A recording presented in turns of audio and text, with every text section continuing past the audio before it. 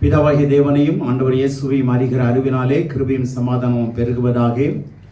இந்த மாதத்தினுடைய கடைசி ஓய்வு நாளிலே தேவன் நம்மை சுகத்தோடும் பலத்தோடும் ஆசீர்வாதத்தோடும் பாதுகாத்து பராமரித்து ஆதரித்து தாங்கி ஏந்தி தூக்கி சுமந்து நம்மை கொண்டு வந்த தேவனுக்கே மகிமையை செலுத்த கடமைப்பட்டிருக்கிறோம். இன்றைக்கும் கர்த்தருடைய செய்தியை கேட்க வந்திருக்கிற உங்கள் யாவரையும், ஆன்லைன் மூலமாய் தேவனுடைய செய்தியை கேட்க இருக்கிற தேவனுடைய பிள்ளைகள் யாவரையும் இயேசுவின் நாமத்தில் வாழ்த்துவது மகிழ்ச்சி அடைகிறேன். இன்றைக்கும் செய்தியினுடைய தலைப்பாக தி அவுட்ஸ்டாண்டிங் கேரக்டர் ஆஃப் பைலமோன், உன்னதமான குணங்களை உடைய பிலமோன் என்கிற தலைப்பின் கீழே நான் உங்களுக்கு இந்த செய்தியை கொடுக்க விரும்புகிறேன். The outstanding character of Philemon.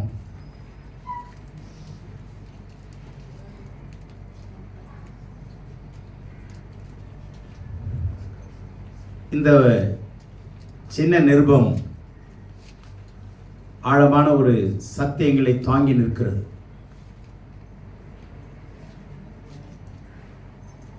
இந்த நிருபத்தை பவுல் பிலமோனுக்கு மாத்திரம் இல்லை, அவருடைய குடும்பத்தை சார்ந்தவங்களுக்கும் கூட இருக்கிற குழுவினருக்கும் பிலமோன் நடத்துகிற வீட்டில் நடத்துகிற சபையாருக்கும் சேர்ந்து வாழ்த்துதல் சொல்லி எழுதுகிற நிருபம் இது.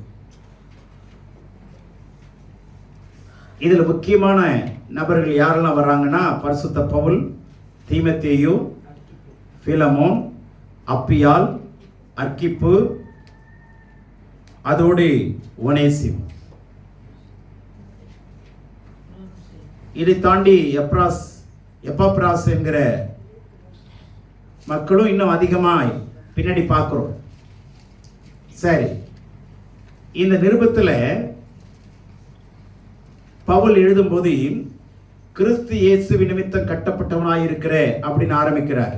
அதை நம்ம படிக்கும்போது நம்ம கேட்போம். 1ஆம் அதிகாரம் 1 முதல் 7 வசனங்கள் வரை.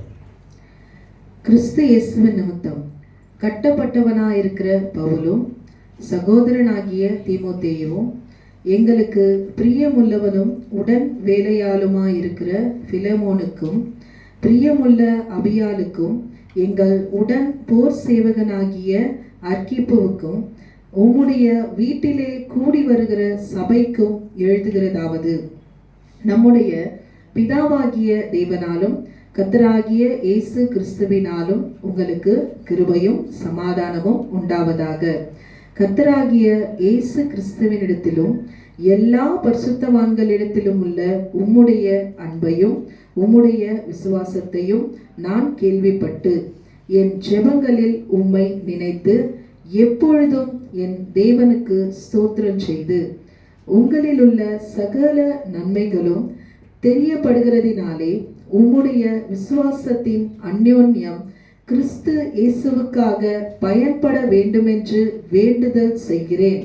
சகோதரனே, பரிசுத்தவான்களுடைய உள்ளங்கள் உம்மாலே இளைப்பாறினபடியால் உம்முடைய அன்பினாலே மிகுந்த சந்தோஷமும் ஆறுதலும் அடைந்திருக்கிறோம். Praise the Lord. இங்கே நல்ல கவனிங்க, பவுல் எப்படியெல்லாம் இதை சேர்த்து கோர்த்து எழுதுகிறார் பாருங்க. இப்போ பவுல் சொல்றார், கிறிஸ்து இயேசு நிமித்தம் கட்டப்பட்டவனாயிருக்கிற பவுலும் கிறிஸ்து இயேசு நிமித்தம் தன்னை அவருடைய கட்டுப்பாட்டுக்குள்ளே நிலைப்படுத்திக் கொண்டிருக்கிறார். கிறிஸ்து இயேசு நிமித்தம் கட்டப்பட்டவனாகிய பவுல் நினைக்கிற இடங்களுக்கு சுயமாய் போக முடியாது. ஆண்டவர் அனுப்புகிற எல்லா இடத்திலும் இவர் போவார். கிறிஸ்துவுக்குள் கட்டப்பட்டவனா என்ன அர்த்தம்? ஆண்டவரால் வழிநடத்தப்படுகிற மனுஷன். நானாக அல்லது தானாக எதையும் விரும்பி செய்கிறது இல்லை. ஒரு கல்யாணத்துக்கு போகணும், ஒரு முக்கியமான இடத்துக்கு பீச்சுக்கு போகணும் அப்படின்னு நினைச்சா அவர் போக மாட்டார். ஏன்னா யாருக்குள்ள கட்டப்பட்டிருக்கிறார்? யாருக்குள்ள கட்டப்பட்டிருக்கிறார்? ஆண்டவருக்குள்ள கட்டப்பட்டிருக்கிறார். ஆனா நம்ம என்ன பண்றோம்? நினைச்சா போயிடுறோம். அதில் ஜெபம் பண்ணிட்டு போயிடுறோம். ஆண்டவரே நான் போகிறேன், என் கூட வாங்க. நான் வந்து பீச்சுக்கு போகிறேன், பாதுகாத்துக்கொள்ளுங்க. என் கூட நீங்களும் வந்து பீச்சில் உட்காந்து காத்து வாங்க. இப்படி அவர் செய்ய முடியாது. ஏன்னா அவர் கட்டப்பட்டிருக்கிறார். கிறிஸ்துக்குள்ளே பாண்ட் சர்வன்ட் என்று சொல்லுகிறார் ரோமர்ல. நான் அவருக்கு எழுதி கொடுக்கப்பட்ட ஒரு அடிமை என்று எழுதுகிறார். இப்படியெல்லாம் அவரை பற்றி சொல்லி அவர் குழுவாகி தீமோத்தேயுவும் கூட சேர்ந்து வாழ்த்துதலை சொல்லுகிறதை நம்ம பார்க்கிறோம்.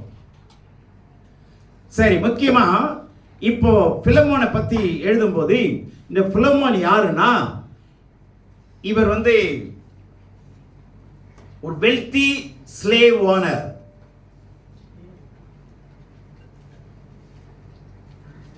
அதிகமான அடிமைகளை கொண்டிருக்கிற ஒரு மனிதன். இவருக்கு கீழே இவரு அநேக அடிமைகளை வீட்டில் வச்சு என்ன செய்யறாரு, பயன்படுத்தி கொண்டிருக்கிற ஒரு மனுஷன். அப்ப பணக்காரர். அநேக அடிமைகள்னா வேலைக்கு வாங்கணும், அதே சமயத்தில் வேலைக்கு மற்றவங்களுக்கு விற்கலாம். நல்ல ஒரு ஐஸ்வர்யமான ஒரு மனுஷன், அதே சமயத்தில் தேவனுக்கு உகந்த மனிதன். இந்த பிலமோனை பத்தி தான் நம்ம பார்க்க போறோம். இவர் கடவுள் பக்தி உள்ளவராயிருந்தார். அந்த நாட்களில் அடிமைகளை வைப்பது என்பது கவர்மெண்டினுடைய அங்கீகாரம், அது குற்றம் கிடையாது. ஏன்னா அந்த நாட்களில் இருக்கிற பாரம்பரியங்கள், கலாச்சாரங்கள். ஆகவே அநேக அடிமைகளை வைத்து இவர் வாழ்ந்து கொண்டிருந்தார். நல்ல ஒரு வசதியான மனிதன். ஆனா இந்த மனுஷனுடைய பத்தி பவுல் எழுதுறத பாருங்க. 1ஆம் வசனத்துல, எங்களுக்கு பிரியமுள்ளவனும், dearly beloved. இவர் எங்க டியர் ஃப்ரெண்டுன்னு சொல்லுவாங்க, beloved ஃப்ரெண்டுன்னு சொல்லுவாங்க. ஆனா இவர் என்னை சேர்த்து என்ன சொல்றாரு, dearly beloved brother Philemon அப்படின்றார். எங்களுக்கு பிரியமான, மிகவும் பிரியமான ஒரு மனிதன் தான் இந்த பிலமோன். தீமோத்தேயுவுக்கும் பவுலுக்கும் அவரோடு சேர்ந்த குழுவினருக்கும் இவர் மிகவும் பிரியமாயிருந்திருக்கிறார். ஒன்று.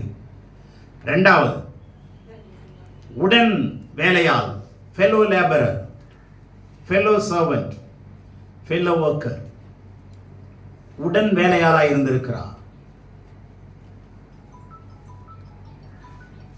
பவுல் குழுவாக சேர்ந்து வேலை செய்து கொண்டு வந்தார், ஊழியம் செய்து கொண்டு வந்தார். ஆகவே கவனிங்க, இங்க உடன் வேலையாளாய் இருந்திருக்கிறார். பிலமோன் பிரியமானவனாய் மாத்திரமல்ல, உடன் வேலையாளாகவும் இருந்திருக்கிறார். இரண்டாவது வசனத்தில் பாருங்க, பிரியமுள்ள அப்பியாள்.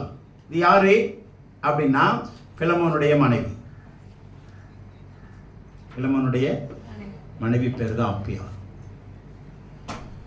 அடுத்ததாக எங்கள் உடன் போர்ச்சேவகனாகிய அர்க்கிப்பு. அங்க உடன் வேலையாள்னு ஒருத்தர் சொல்றாரு, உடன் போர்ச்சேவகன் இன்னொருத்தர் சொல்றாரு. இதெல்லாம் கவனிச்சுட்டே வாங்க. உம்முடைய வீட்டிலே கூடி வருகிற சபைக்கும் எழுதுகிறதாவது. இப்பதாங்க அவருடைய முகவரியை கொண்டு வரார், முடிக்கிறார். இப்ப கவனிங்க, பிலமோன் மிகவும் பிரியமானவனாயிருந்தான், உடன் வேலையாளாயிருந்தான். அவனுடைய வீட்டாரை நம்ம பார்க்கிறோம், அவன் மனைவியை பார்க்கிறோம். ஆனா ஒரு சிலர் அர்க்கிப்பு அவன் மகன் என்று சொல்லுகிறார்கள். அது சந்தேகத்துக்குரிய விஷயம். அவரை தனியா தான் சொல்றார், போர்ச்சேவகன் என்று சொல்லுகிறார். போர்ச்சேவனாகிய அர்க்கிப்பு, இப்ப உடன் போர்ச்சேவன். இது நல்ல கவனிங்க. அநேக ஊழியர்களை கவனிக்கலாம், ஊழியங்களை கவனிக்கலாம். எனக்கு கீழே இத்தனை ஊழியர்கள் இருக்கிறாங்க, எனக்கு கீழே இவ்வளவு பேர் வேலை செய்றாங்கன்னு சொல்லுவாங்க. ஆனா பவுல் அப்படி சொல்லுகிறதே கிடையாது. ஆண்டவரும் அப்படி சொன்னதில்லை. ஆண்டவரும் ஆனா இன்றைக்கு ஊழியர்கள் சீப் பாஸ்டர்ஸ் சொல்றாங்களா இல்லையா? சீனியர் பாஸ்டர்ஸ் சொல்றாங்களா இல்லையா? இது இறையியல் குற்றம். இது நான் பெரியவன், எனக்கு கீழே இருக்கிறவங்களாம் சின்னவங்க, இது இறையியல் படி சொல்ற வார்த்தை அல்ல. உலகத்தில் சொல்ற மாதிரி சொல்றாங்க, நான் பெரியவன், இவங்கெல்லாம் கீழே இருக்கிறாங்க. ஆனா பவுல் பாருங்க அப்படி சொல்லலை. சம அந்தஸ்து கொடுக்கிறார். சம உடன் ஊழியர் சொல்றாரா? உடன் வேலைக்காரன், உடன் போர் சேவகன். அந்த வார்த்தையை கவனிங்க. இதுதான் கவனிங்க. கவனிக்கும் போது எனக்கு ஒரு சந்தோஷம் என்னன்னா, இப்ப இயேசு நம்மளை எங்க கொண்டு வச்சிருக்கிறாரு? அவரோடு கூட உடன், பிதாவுக்கு உடன் குமாரர்களாய். ஆமென். கிறிஸ்து நமக்கு மூத்த சகோதரன், நாம அவரோடு கூட பங்காளிகள். ஆமென். அப்ப ரெண்டு பேரையுமே எங்க தான் வச்சிருக்கிறார் பிதாவானவர்? உன்னதங்களிலே. எபேசியர் 2:7 அவரோடு கூட உன்னதங்களிலே உட்காரவும் செய்திருக்கிறார். அப்போ ஆண்டவராகிய இயேசுவே நம்மளை அவர் பக்கத்தில் உட்கார வச்சிருக்கார் பாருங்க. உடனாளிகளா, உடன் பங்காளிகளா? ஆனா நம்ம என்ன பண்றோம்? வேற்றுமையை காண்பிக்கிறோம். ஆனால் அங்க பவுலுடைய மனம் பாருங்க, அந்த மன பக்குவத்தை பாருங்க, அந்த முதிர்ச்சியை பாருங்க. ஆனா உண்மையிலேயே இவர் எல்லா அனுபவத்திலும், ஆற்றலிலும், அறிவிலும், சொத்திலும், சுகத்திலுமே பெரியவர் தான், உயர்ந்த இடத்துல இருக்கிறவர் தான். ஆனா அதை ஒண்ணுமே காட்டிக்கல. இந்த சின்ன பிலமோனை பார்த்து சொல்றாரு, உடன் வேலையார். அவருடைய மனைவியாகிய அப்பியாலும், உடன் போச்சவனாகிய அர்க்கிப்பவும், வீட்டிலே கொடுக்கிற சபையாருக்கும் எழுதுகிறதாவது. இப்ப நான் திருப்பி படிங்க. வீட்டில் அங்க வீடுகளில் கவனிச்சீங்கன்னா, நீங்க ரோமர் 16 அதிகாரம் 5 வசனம் பாருங்க. இன்னொருத்தங்க 1 கொரிந்தியர் 16:19. ரோமர் 16:5. அங்க என்ன நடக்கிறதுனா, பவுல் ஒவ்வொருத்தரையும் வாழ்த்திக் கொண்டே வருகிறார். அவர்களுடைய வீட்டிலே கூடி வருகிற சபையையும் வாழ்த்துங்கள். மேல் வசனம் 4 வசனத்தை வாசிங்க. அவர்கள் என் பிராணனுக்காக தங்கள் கழுத்தை கொடுத்தவர்கள். அவர்களை பற்றி நான் மாத்திரமல்ல, புறஜாதியாரில் உண்டான சபையார் எல்லாரும் நன்றி அறிதலுள்ளவர்களாய் இருக்கிறார்கள். அவர்களுடைய வீட்டிலே கூடி வருகிற சபையையும் வாழ்த்துங்கள். கவனிங்க, அது யாரு? ஆக்கில்லால் பிரிஸ்கில்லால், கணவன் மனைவி. கணவனாகிய ஆக்கில்லாலும் மனைவியாகிய பிரிஸ்கில்லாலை குறித்து வாழ்த்துகிற ஒரு வாழ்த்துதல். இவர்கள் எனக்காக எதை கொடுத்தார்கள்? கழுத்தையும் கொடுத்தார்கள். அந்த நாட்களில் கழுதையை காணிக்கையா கொடுத்துட்டு கழுத்தை பத்திரமா வச்சுக்குவாங்க. இருக்கிறத காணிக்கை கொடுத்துட்டு நீங்க பார்த்துங்கன்னு சொல்லிடுவாங்க. ஆனா இவங்க அப்படி இல்லை, கழுத்தையே அவர்கள் கொடுத்தார்கள். அப்படின்னா என்ன? உயிரையே பணைய வைத்து பவுலோடு கூட இணைந்து ஊழியம் செய்தார்கள். இப்ப அவங்க வீட்டில் என்ன நடக்குது? இப்ப இவங்க பிரியமானவங்களா இல்லையா? இந்த ஆக்கிலான் பிரிஸ்கில்லான் பிரியமானவங்களா இல்லையா? அதனால தானே வாழ்த்துறாரு. இப்ப அவங்க வீட்டில் என்ன நடக்குது? அவங்க வீட்டில் என்னங்க நடக்குது? சபை நடக்குது. வீட்டிலே கூடி வருகிற சபையாருக்கும் வாழ்த்துதல். இப்ப இங்கே பிலமோன் மிகப்பெரிய ஐஸ்வர்யனாய் இருக்கிறான். அநேக அடிமைகளை கொண்டவன், பணக்காரன். ஆனா இவன் வீட்டில் என்ன நடக்குது? சபை நடக்குது. இப்ப கவனிங்க, ஒரு ஊழியனோடு பிரியமுள்ளவர்களாய் இருப்போமானால், உங்களுக்கு கொடுக்கப்பட்ட தலைவர்களோடு பிரியமுள்ளவர்களாய் இருப்பீர்களானால், நீங்கள் உடன் வேலையாளாகவும் இருப்பீர்கள். நீங்கள் உடன் வேலையாளாய் இருப்பீர்களானால் உங்கள் வீடுகளை சபைகளுக்கு ஒப்பு கொடுப்பீர்கள். உங்கள் வீடுகளிலே சபை அதாவது ஜனங்கள் கூடி வருவார்கள். ஜனங்கள் நீங்க ஏங்க நம்ம வீட்டில் ஏங்க அந்த மாதிரி அந்த எண்ணம் வரல? ஆக்கில்லால வீட்டில் மாத்திரம் தானா? 1 கொரிந்தியர் 16:19 பாருங்க. ஆசியா நாட்டில் உள்ள சபையார் உங்களை வாழ்த்துகிறார்கள். சபையார் உங்களை வாழ்த்துகிறார்கள். ஆக்கில்லாவும் பிரிஸ்கில்லாலும் தங்கள் வீட்டிலே கூடுகிற சபையோடும் கூட தங்கள் வீடுகளிலே கூடுகிற சபையோடும் கூட கர்த்தருக்குள் உங்களை மிகவும் வாழ்த்துகிறார்கள். கர்த்தருக்குள் உங்களை மிகவும் வாழ்த்துகிறார்கள். மிகவும் வாழ்த்துகிறார்கள். தேவனுடைய பிள்ளையே, இப்ப நல்லா கவனிங்க. நாம பிரியமானவங்களா இருக்கிறோமா? உடன் வேலையாளா இருக்கிறோமா? வீட்டில் சபை நடத்துகிறோம்.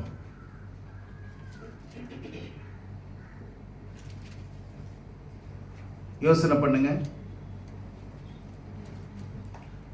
அவனுக்கு வாய்ப்புகள் இருந்ததுங்க, ஐஸ்வர்யம் இருந்தது, எப்படி வேணாலும் வாழலாம்.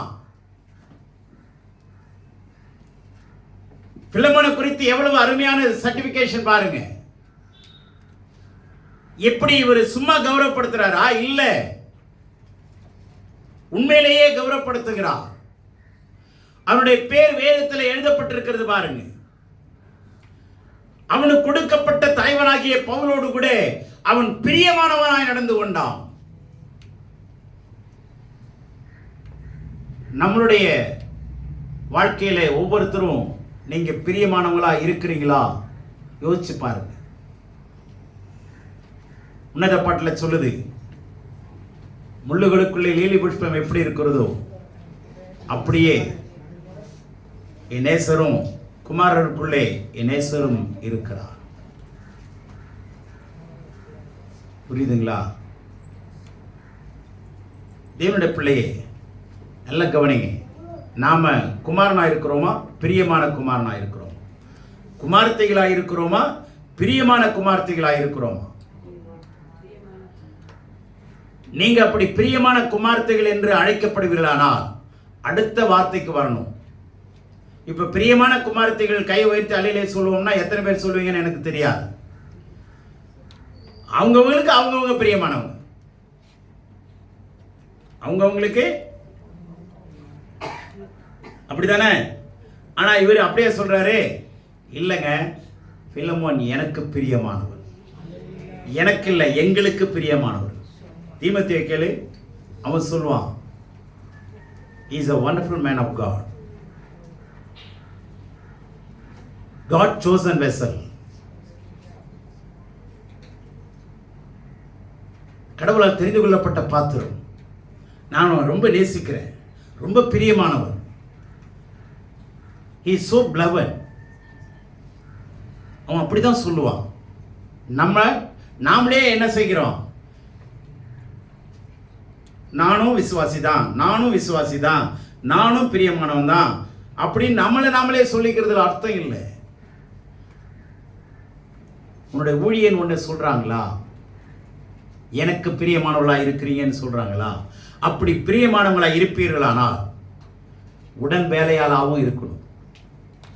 எத்தனை பேர் உடன் வேலையாளா இருக்கிறோம்?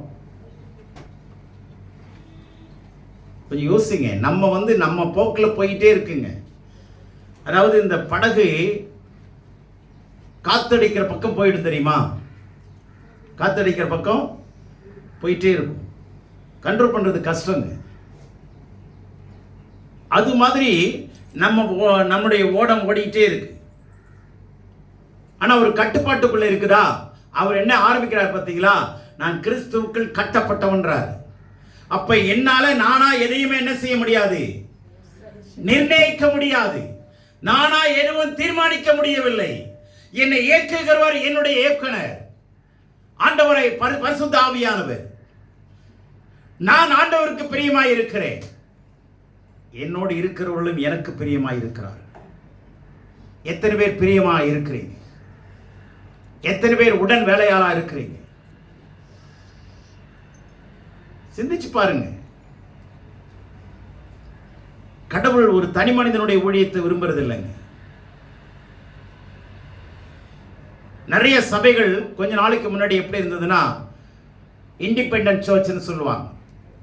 நாங்கள்லாம் தனியாக நாங்கள் நடத்திட்டு இருக்கிறோங்க. எங்கள் சபை யாரோடைய இணையாது, இணைக்க மாட்டோம், நாங்கள் தனியாக இருப்போம், இண்டிபெண்டன்ட் சர்ச்சஸ். ஆனால் இண்டிபெண்டன்ட்ங்கிற வார்த்தை அவ்வளவு சுகமான வார்த்தை கிடையாது. தனி மரம் தோப்பாகாது. சிஎஸ்ஐ பாருங்க ஒரு டயசிஸில் இருக்கு, ஆர்சி பாருங்க ஒரு பேராயத்தில் இருக்கிறாங்க, இசிஐ பாருங்க ஒரு பேராயத்தில் இருக்கிறாங்க, புரொட்டஸ்டன்ட் பாருங்க அவங்கள கவனிச்சிங்க, ஆர்காட் லுத்தரன் இருக்கா இல்லையா, தமிழ் பேப்டிஸ்ட் சர்ச், இவங்கெல்லாம் ஒரு அமைப்புக்குள்ளே இருக்கிறாங்க. ஆனால் இந்த பெந்தகோஸ்து சபையில் மாத்திரம்தான் நிறைய பேர் என்ன செய்யறதில்ல, யாரோடையும் இணைகிறதே இல்லை. ஆபத்தான ஒரு வார்த்தை. ஆனால் டிபெண்டன்ட், இண்டிபெண்டாகவும் இருக்கக்கூடாது,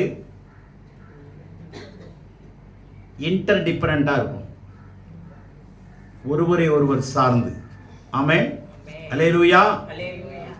ஆகவேதான் நல்ல கவனிங்க, இங்கே பவுல் ஒரு குழுவினரோடு இணைஞ்சு ஊழியம் செய்கிறார். கடவுள் இணைக்கிறார். நீங்க உண்மையிலேயே பிரியமுள்ளவர்களாக இருப்பீர்களானா ரெண்டாவது என்ன, எதுக்கு வரணும்? ரெண்டாவது எதுக்கு வரணும்? உடன் ஊழியர்களாக வரணும், உடன் ஊழியக்காரிகளாக வரணும். மூணாவது, அந்த பிலமோனுடைய குடும்பமும் அதுக்கு ஒத்துழைத்தது. அவருடைய மனைவி அதில் வராங்கல்ல, பேர் இல்லைன்னா வருமா? வராது. அவருடைய மனைவியும் பாருங்க அதே தரிசனமுடையவர்களாக இருந்தார். பிலமோனுக்குள்ள தரிசனமும் அவருடைய மனைவிக்கு இருந்தது. பிலமோனுக்கு வேற தரிசனம், அவருடைய மனைவிக்கு வேற தரிசனம் இருந்ததுன்னா வீட்டில் என்ன நடக்காது? கூட்டம் நடக்காது, வீட்டில் சண்டை தான் நடக்கும். நீ இவங்க 4 பேரை கூப்பிட்டு வந்து இங்கே ஜெபம் பண்ற, வேற இடத்துக்கு போகக்கூடாதா? என் வீடு தான் அமிட்டுச்சா? அப்படிலாம் கேள்வி கேட்டிருப்பாங்க. ஆனால் அந்த அம்மா எவ்வளவு பாக்கியவதியா அல்லது குணசாலியா இருந்திருந்தாங்கன்னா அவருடைய கணவரோடு அந்த தரிசனத்தோடு ஒத்து போயிருப்பாங்க. பாரு தேவனுடைய பிள்ளைகளே, நல்ல கவனிங்க. வேதத்தில் உள்ள மகத்துவங்களை நாம் அறிந்து கொள்ளணும். அவர் மிகவும் பிரியமானவனாக இருந்தார். ரெண்டாவது அவர் எப்படி இருந்தார்? உடன் ஊழியராக இருந்தார், 2ஆம் வசனத்தில். அதுக்கப்புறம் அவருடைய வீடு என்னாச்சு? ஜனங்கள் வருகிற இடமாய் மாறுச்சு. மார்க் 2ஆம் அதிகாரத்தில் பார்த்தீங்களா, வீட்டில் இயேசு இருந்தாரா?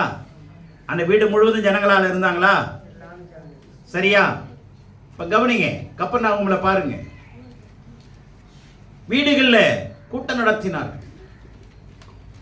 உங்க வீடு இவ்வளவு பெரிய வீடை வச்சு என்ன பண்றீங்க? 10,000 ரூபாய், 20,000 ரூபாய், 15,000 ரூபாய், 6,000 ரூபாய் வாடகை கொடுக்கிறோம். அது எதுக்கு? நாம வாழ்றதுக்கு மாத்திரம், யாரும் வரக்கூடாது அப்படின்னு சிந்திக்கிறது இல்லை. ஆனா உண்மையிலேயே அப்படிதான் நடக்குது. உங்க உள்ளத்துல கடவுளை ஏத்துக்கிட்டவங்க உங்க வீட்டுல ஏத்துக்கணுமா இல்லையா? ஜனங்களை, உங்களை ஜனங்களை நேசிக்கலன்னா நீங்க கடவுளுக்கும் பிரியமா வாழ முடியாது, தெய்வத்துக்கும் பிரியமா வாழ முடியாது. ஜனங்களை நேசிக்கிறவங்க தாங்க கடவுளை நேசிக்க முடியும். ஆண்டவர் சொல்றாரு, காண்கிற சகோதரனிடத்துல அன்பு கூறாவிட்டால் காணாத தெய்வத்தினிடத்துல என்ன பண்ண முடியும்? அன்பு கூற முடியாது. உங்க சக மனிதர்களோடு கூட, சக ஜனங்களோடு கூட, உங்க ஏரியாவில் இருக்கிற மக்களை, உங்க வீடுகளில் 4 பேர் 2 பேர் 2005 2004 2000 ஆண்டவர் எனக்கு இந்த ஊழியத்தை ஸ்தாபிக்க சொல்லி உணர்த்திக்கிட்டே இருந்தார். ஆனால் வேணாம் வேணாம் வேணாம் தள்ளி போட்டுக்கிட்டே இருந்தேன். ஆனால் 2004 மாலை நேரத்தில், வாரத்தில் ஒரு நாள் சனிக்கிழமை மாலையில் நாங்கள் எல்லாம் கூடணும். ஒரு சிலர் தான் 4 பேர் 5 பேர். அதுக்கப்புறம் ஒரு 10 பேராக மாறுச்சு. அதுக்கப்புறம் அவங்களே கேட்க ஆரம்பிச்சாங்க, ஏன் ஞாயிற்றுக்கிழமை ஆரம்பிக்க கூடாதா? இந்த கேள்வியை அவங்ககிட்டே இருந்து வரணும்னு நான் 2000 எதிர்பார்த்தேன். அதுக்கப்புறம் 2005 டிசம்பர் 24 தான் இது ஆரம்பிச்சோம். ஆமென். அல்லேலூயா. வீடுகளிலே கூட்டத்தை நடத்துங்கள். வீடை திறந்து கொடுங்க. உங்க மனசை திறந்து கொடுத்தா மாத்திரம் பத்தாதுங்க, எதையும் திறந்து கொடுக்கணும். உங்க வீட்டையும் கடவுளுக்கு மகிமையா. ஆமென். உங்க வீடுகளை நீங்க திறக்காம உங்களுக்காக மாத்திரம் வாடகை கொடுத்து வச்சுக்கிட்டு இருந்தீங்கன்னா இது எந்த அளவுக்கு சரியா இருக்குங்கிறத நீங்களே யோசிச்சு பாருங்க. சரியா? நேரம் இல்லை. அடுத்தது 4ஆம் வசனத்தை பாருங்க. அங்க என்ன சொல்றாருன்னா, கர்த்தராகிய இயேசுவினிடத்திலும் எல்லா பரிசுத்தவான்களிடத்திலும் உள்ள உம்முடைய அன்பையும் உம்முடைய விசுவாசத்தையும் நான் என்ன பண்ண கேள்விப்பட்டேன். பிலமோனே, பிரியமான சகோதரனே, என் உடன் வேலையாளே, உன்னை பத்தி நான் என்ன கேள்விப்பட்டேன் தெரியுமா? நீ பணக்காரன்னு கேள்விப்படலை, நீ நிறைய பேரை வச்சு வேலை வாங்குறன்னு கேள்விப்படலை. அதெல்லாம் இருக்கட்டும், உண்மை அது தெரியும். ஆனா என்ன கேள்விப்பட்டேன் தெரியுமா? இயேசு கிறிஸ்துவினிடத்திலும் கர்த்தராகிய இயேசுவினிடத்திலும் அடுத்தது எல்லா பரிசுத்தவான்களிடத்திலும் உன்னுடைய அன்பும் உன்னுடைய விசுவாசத்தையும் நான் கேள்விப்பட்டேன். தேவனுடைய பிள்ளைகளே, உங்க விசுவாச கூடுகையில சபையாரிடத்துல உங்களை பத்தி எப்படி கேள்விப்படுறாங்க? இந்த சகோதரர் ரட்சிக்கப்பட்டதிலிருந்து ஒரு நாள் கூட சும்மா இருந்ததில்லை. ஒரு நாள் கூட சுவிசேஷம் சொல்லாம இருந்ததில்லை. மிகவும் வாஞ்சியுள்ள மனுஷங்க. என்ன சொல்றாங்க? கடவுள் உங்களுக்கு சொந்த வீட்டை கொடுத்தார்ல, எதுக்காக? நீங்க சுகமா வாழ்றதுக்கா? சம்பாதிச்சு அந்த வீட்டை வாங்குறதுக்கு பொருளாதார உதவி செய்தார்ல, நீங்களும் உங்க பிள்ளைகளும் சமாதானமா அடைக்கலமா இருக்கிறதுக்கா? சொல்லி பாருங்களேன், கேட்டு பாருங்களேன். அப்ப என்ன அர்த்தம் தெரியுங்களா? ஜனங்களை குறித்த ஒரு அர்ப்பணம் இல்லை, ஜனங்களை குறித்த ஒரு நோக்கம் இல்லை, ஜனங்களை குறித்த ஒரு தாக்கம் இல்லை, ஜனங்களை குறித்த ஒரு தரிசனம் இல்லை. நான் ஏன் ரட்சிக்கப்பட்டேன்?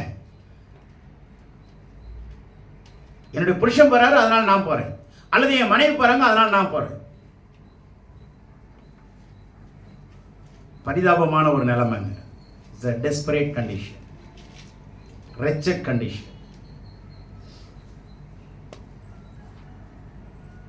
கவனிங்க, பிரியமானவனாயிருந்தான், உடன் வேலையாளாயிருந்தான், வீட்டில் சபையை நடத்தினான். இப்போ பவுல் என்ன எழுதுறாரு? பரிசுத்தவான்களிடத்திலும் கர்த்தராகிய இயேசுவினிடத்திலும் உடைய அன்பு உன்னுடைய விசுவாசம் பெருசா இருந்தது. கேள்விப்படும்போது நான் எப்படி படுறேன்? சந்தோஷப்படுறேன். நான் கேள்விப்பட்டேன். அடுத்ததாக என் ஜெபங்களில் உன்னை நினைத்து I am remembering, I am making mention your name in my personal prayer. என்னுடைய ஜெபத்தில் உன்னை நான் நினைக்கிறேன். தேவனுடைய பிள்ளைகளே, உங்களை நடத்துறவர்களுடைய ஜெபத்தில் உங்க பேரை கர்த்தர் ஞாபகப்படுத்தணுங்க. உங்க பேரை கர்த்தர் ஞாபகப்படுத்துகிற அளவுக்கு இந்த குணாதிசயங்கள் இந்த கட்டமைப்புக்குள்ள நம்ம இருக்குமா இல்லையான்னு பாரு. தேவனுடைய ஊழியக்காரனுடைய ஜெபங்களில் உங்களுடைய பேரு என்ன பண்ணப்படணும்? நினைப்பூட்டப்பட வேண்டும். உன்னை என்னால மறக்க முடியல பிலமோனே. உன்னுடைய சேவை ரொம்ப எனக்கும் தேவை, ஜனங்களுக்கு தேவை, கடவுளுக்கு தேவை. You are so important person.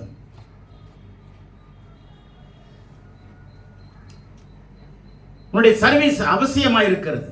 நீ முக்கியமான மனுஷன். உன்னிடத்தில் அப்படிப்பட்ட குணங்கள் இருக்கிறது. ஜனங்களை நேசிக்கிற குணம் இருக்கு. பரிசுத்தவான்களிடத்திலையும் அன்பையும் விசுவாசத்தையும் காட்டுற. நம்முடைய அன்பை காட்டுறோமா விசுவாசிகளிடத்துல?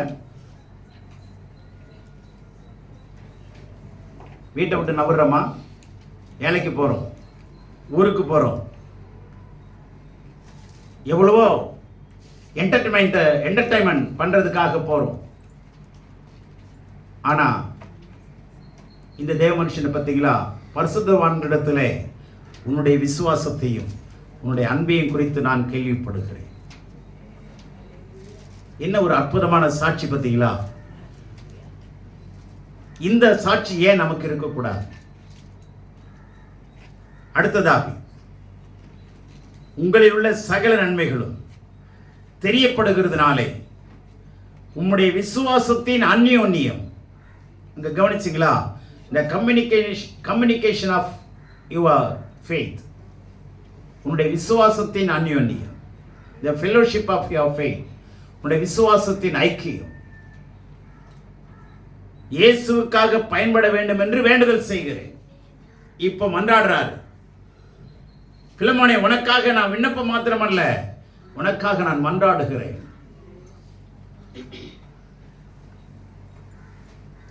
I keep on interceding for you. உனக்காக நான் மன்றாடி கொண்டிருக்கிறேன். உன்னுடைய பிரயாசம் பலனுள்ளதா மாறணும்னு நான் மன்றாடுகிறேன்.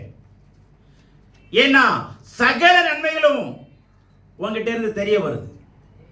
சகல நற்கிரியைகளை நான் கேள்விப்படுறேன். உன்னுடைய அன்பு பெருசுன்னு கேள்விப்படுறேன். உன்னுடைய விசுவாசத்தை குறித்து நான் கேள்விப்படுறேன்.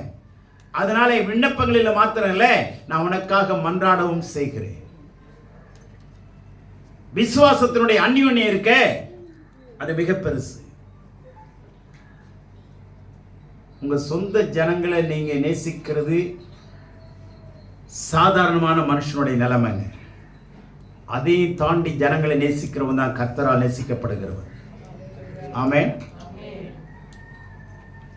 அதனால அடுத்த 7ஆம் வசனத்தில் பாருங்க என்ன சொல்றாரு. சகோதரனே, பரிசுத்தவான்களுடைய உள்ளங்கள், பிலமோனே, பரிசுத்தவானுடைய உள்ளங்கள் உன்னாலே இளைப்பாறுகிறது. எத்தனை பேர் இளைப்பாறு பண்ணியிருக்கிறோம்? பேசி கொண்டவங்க நிறைய பேர், பேசியே கொண்டுருவாங்க. கத்தி எடுத்துக்கொள்ளது குத்தெல்லாம் வேணாம், பேசியே என்ன பண்ணுவாங்க? எத்தனை பேர் தற்கொலை பண்ணியிருக்காங்க தெரியுமா? என் மாமியார் இதை சொல்லிட்டா, இனிமேல் நான் வாழ முடியாது. என் புருஷன் இந்த வார்த்தையை கேட்டுட்டான், நான் இனிமேல் வாழ மாட்டேன். பேசி சாகடிச்சது நிறைய பேர். ஆனால் இந்த மனுஷன் பார்த்தீங்களா என்ன சொல்றாரு? உம்மாலே உள்ளங்கள், பரிசுத்தவானுடைய உள்ளங்கள் இளைப்பாறுகிறது. நீ வந்து ஒரு ஜெபம் பண்ணா ரொம்ப இளைப்பாறுதலா இருக்கு, மகிழ்ச்சியா இருக்கு, சந்தோஷமா இருக்கு. இது மிகப்பெரிய ஒரு சமாதானம். பரிசுத்தவானுடைய உள்ளங்களை என்ன பண்றது? இளைப்பாற பண்ணுகிறது. இது ஒரு நல்ல ஊழியங்கள். எத்தனை பேருக்கு அவர் பாருங்க என்னென்ன செய்றார் பாருங்க. நன்மைகள், இளைப்பாறுதல், அன்பு, விசுவாசம், சபை கூடுகை, பிரியமுள்ளவன், உடன் வேலையால், என்னென்ன அடுக்கிக்கிட்டே வர்றார் பாருங்க. உம்முடைய அன்பினாலே மிகுந்த சந்தோஷமும் ஆறுதலும் அடைந்திருக்கிறோம். நாங்களும் என்ன பண்றோம்? உன்னுடைய அன்பினாலே. இந்த லவ் அண்ட் அஃபெக்ஷன் இருக்கே, that is so great, so amiable. அவ்வளவு உன்னுடைய அன்பில் நாங்கள் ரசிக்கிறோம். உன்னுடைய அன்பு அவ்வளவு பெருசுங்க. இதனால நாங்களும் கூட என்ன பண்றோம்? சந்தோஷப்பட்டுக்கிறோம். Great joy, great peace, great consolation. எதுக்குங்க எத்தனாயிரம் செலவு பண்றீங்க வீட்டுக்கு? எத்தனை லட்சம் செலவு பண்றோம்? ஒரு 10 சதுர வீட்டுக்கு பெயிண்ட் அடிக்கிறதுனா கிட்டத்தட்ட 70,000 80,000 ஆயிடுது. வீட்டை சுத்தமாக வச்சது தப்பு இல்லை. ஆனால் பரிசுத்தங்க கூடுகையான இடமா இருக்கா? இந்த பிலமோனை கேட்டு பாருங்களேன். அவர் என்ன கேட்பார் தெரியுமா? எத்தனை வருஷமா சபைக்கு வரீங்க சகோதரியே, சகோதரனே? 10 வருஷமா 15 வருஷமா வரேன். வெக்கமா இல்லை அப்படின்னு கேட்பார். நான் கேட்கல.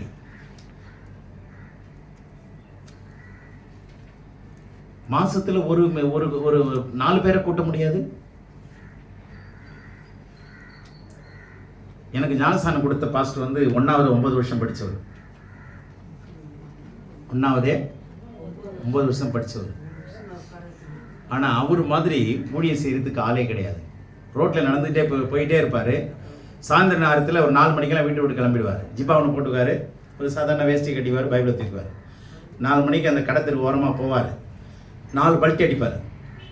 கடைன்னு 4 பல்ட்டி அடிப்பார், 10 பேர் கூடிடுவோம். நிற்க வச்சு இயேசு நல்லவர்னுவார். வித்தியாசமான ஊழியம் செய்வார். அவர் அந்நிய பாஷை பேசுனா இங்கிலீஷில் சரளமாக பேசுவார், இங்கிலீஷில் ஃப்ளூயண்ட்டாக பேசுவார். அதை பார்க்குறதுக்கே கொஞ்சம் பேர் வந்தாங்க. அவர்கிட்ட ஜெர்மனி முடித்த உடனே இங்கிலீஷில் போய் பேசுவாங்க. ஐயா எனக்கு இங்கிலீஷே தெரியாதையாம்மா. இப்போ தானே பேசுனீங்க. இல்லை இது ஆவியானுடைய வரம். தேவனுடைய பிள்ளைகளே, படித்தவங்களையும் கடவுள் வல்லமையாக பயன்படுத்துவார், படிக்காதவங்களையும் பயன்படுத்துவார். படித்த பவுலையும் பயன்படுத்தினார், படிக்காத பேதுருவையும் பயன்படுத்துகிற தேவன் தான் நம்முடைய தேவன். அல்லேலூயா. 2000 எனக்கு ஒரு நல்ல ஒரு ஆவிக்குரிய சகோதரன் பழகினார். அவர் அடிக்கடி சொல்வார், ஆனால் நீங்கள் வந்து ஒரு ஜெபம் மட்டும் போனீங்கன்னா என் மேலே ஒரு அபிஷேகம் அதிகமாகுது, தயவுசெய்து அடிக்கடி வந்து ஜெபம் பண்ணுங்க. தேவனுடைய பிள்ளைகளே, பரிசுத்தவான்களுக்கு உங்களுடைய இளைப்பாறுதல் அவசியம். திருப்பி கேளுங்க, இதெல்லாம் திருப்பி கேளுங்களேன். என்னால் பரிசுத்தவான்கள் இளைப்பாடுறாங்களா? இல்லை என்ன இளைப்பாறதுக்கு 4 பேரை கூப்பிட்டு இருக்கிறேன்றீங்களா? எனக்கு ஜெபம் பண்ணால் யாரும் வரமாட்டாங்களா நீங்கள் நினைக்கிறீங்களா? நீங்கள் போய் பண்ணுங்க, உங்களுக்கு அனுப்புவார். எந்த அளவுனால் அளக்குறீங்களோ அந்த அளவு உங்களுக்கு அளக்கப்படும். நீங்கள் உங்கள் புருஷனுக்காக, உங்கள் பிள்ளைகளுக்காக, உங்கள் மனைவிக்காக, உங்கள் குடும்பத்துக்காக போராடுறதை பற்றி பரலோகம் எதிர்பார்க்கவே பார்க்காது. எவ்வளோ செலவு செஞ்சு ஒரு மாதத்துக்கு 70,000 சம்பாதிக்கிறியா, 12 மாதத்துக்கு 8 லட்ச ரூபா, ஓகே 8 லட்சத்துக்கு மேலே சம்பாதிக்கிறியா, இதெல்லாம் கேட்க மாட்டார். எத்தனை வீடு வாங்கினேன், எவ்வளோ இஎம்ஐ கட்டினேன், எவ்வளோ லோன் போச்சு, எத்தனை பேர் அடிச்சேன், எத்தனை பேர், இதெல்லாம் கேட்க மாட்டாருங்க. எவ்வளோ பேருக்கு பிரியமாக வாழ்ந்த, எத்தனை பேருடைய உள்ளங்களுக்கு நீ என்ன பண்ண, ஆறுதல் அளிச்சு, எத்தனை பசி உள்ளவங்களுக்கு ஆகாரம் கொடுத்த, எத்தனை பேர் ரட்சிப்புகளை நடத்தின, நீ எவ்வளோ தூரம் வளர்ந்துருக்கிற, உன் திறமையை எவ்வளோ பயன்படுத்தியிருக்கிற, 2 4 இருக்கிறியா, 4 8 இருக்கிறியா, இல்லை 1 போச்சு வச்சுட்டா திருட்டு மொழி முடிச்சிட்டு இருக்கிறியா? என்ன செய்து கொண்டிருக்கிறோம்? நம்ம வீட்டை என்ன செய்ய போகிறோம்? யோசனை பண்ணுங்க. இந்த பிலமோனை வச்சு கொஞ்சம் முன்னாடி வச்சு பாருங்க, எவ்வளவு அற்புதமான ஒரு சாட்சி. உன்னாலே பரிசுத்தவானுடைய உள்ளம் இளைப்பாறுகிறத நான் கேள்விப்படுறேன். உன்னுடைய அன்பு எவ்வளவு, எத்தனை பேரை ஈர்க்குது, அதை நான் பார்த்து கேள்விப்பட்டு ஆச்சரியப்படுறேன். கொலோசே நாட்டில் இருக்கிற 2 சபையில் ஒரு சபை வருதுங்க. கொலோசே சபையில், கொலோசே பட்டணத்தில் இருக்கிற 2 சபையில் ஒரு சபை வருது. பவுல் விசிட் பண்ணதே கிடையாது, கேள்விப்பட்டுன்னு சொல்றாரு. பார்த்தீங்களா? தேவனுடைய பிள்ளைகளே, வந்துதான் தெரிஞ்சுக்கணும், கேள்விப்பட்ட காத்துலேயே பூவனுடைய வாசனை வெளியே வருதா? அந்த வாசனையை வச்சு பூ எங்கே இருக்குதுன்னு கண்டுபிடிச்சிடுறாங்களா இல்லையா? வாசனையை வச்சு பூ எங்கே இருக்குதுன்னு கண்டுபிடிச்சிடுறாங்களா? தேவனுடைய பிள்ளைகளே, உங்களுடைய அன்பை வச்சு ஜனங்க உங்களிடத்தில் வரும். ஜனங்களை நேசிக்க தெரியல, உங்கள் வீட்டுக்கு 4 பேரை கூட்ட தெரியல அப்படின்னா நாம் பிரியமான இருக்க முடியாது, உடன் வேலையாளாகவும் இருக்க முடியாது. ஆகவே கடவுள் நம்மை ஆசீர்வதிக்கும்படி விரும்புகிறார். கடவுள் நம்மை ஆசீர்வதிக்கும்படி விரும்புகிறார். இந்த குணங்களை கொஞ்சம் கவனிச்சு பாருங்க. எவ்வளவு குணங்களை சொல்றாரு பார்த்தீங்களா?